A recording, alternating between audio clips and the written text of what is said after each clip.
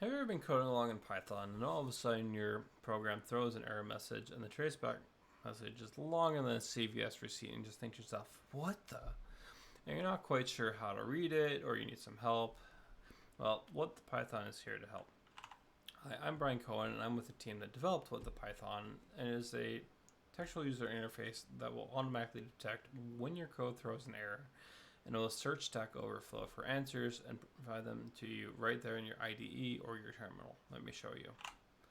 You can see here I have a simple blank file in Visual Studio Code, and I'm going to do print, hello world. And you would normally just run this with Python, and then you would call the script demo.py. Print out hello world just as we expect. Now let's put a little function here, def div, and then I want to say answer equals div print answer. Let's run this again, and again, it gives us what we need.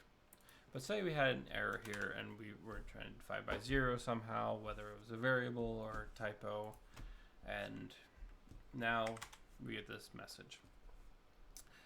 So wtpython will automatically parse this message for you, and will at that point go and search for answers.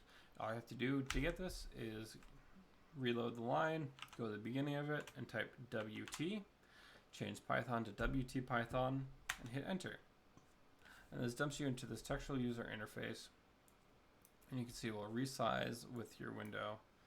On the left hand side we have questions, on the top we have the actual error that we searched for, and on the right side we have answers from Stackoverflow. You can see we can scroll through and see the answers. We can see the score of the answer, whether or not this is the accepted answer, but you can also see on the left side what the score of the question was and whether or not the question had an accepted answer. You see these guys didn't, but question number 5, even though it was rated badly, did have an accepted answer. You don't have to just use the mouse to scroll. You can also use the keyboard up and down to scroll, and to cycle between questions you can use the left and right arrow keys. For our Vim users, we've also baked in the J and K keyboard shortcuts. If you need a little bit more room on the side, you can hit S and that will hide the question list. If you want to see what your original error message was, you can hit T, and we have the rich formatted traceback message, so that would give you a little bit more context to see what was going on, and just hit T and we'll toggle it off, or if you jump to the next question it will hide that too. Say despite the syntax highlighting and all that stuff that we've put in here for the markdown, this isn't quite as easy to read. Then all you have to do to open this up in Stackoverflow is hit D, and it will open it up in your default browser, and you can go from there.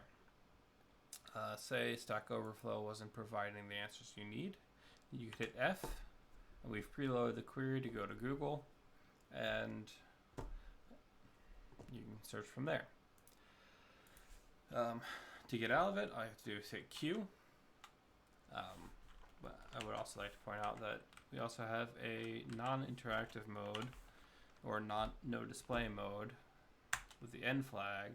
And you can see here we spit out the traceback with the rich formatting, but also we give you the questions and links to the questions right here, so you can click these and open up in the browser if you need to.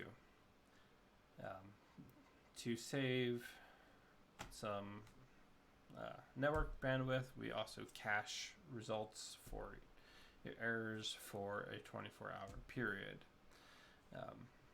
So that is a brief overview of our application. We hope it's useful. We're looking forward to developing further, and we look forward to hearing from you all about what you think. Catch you later.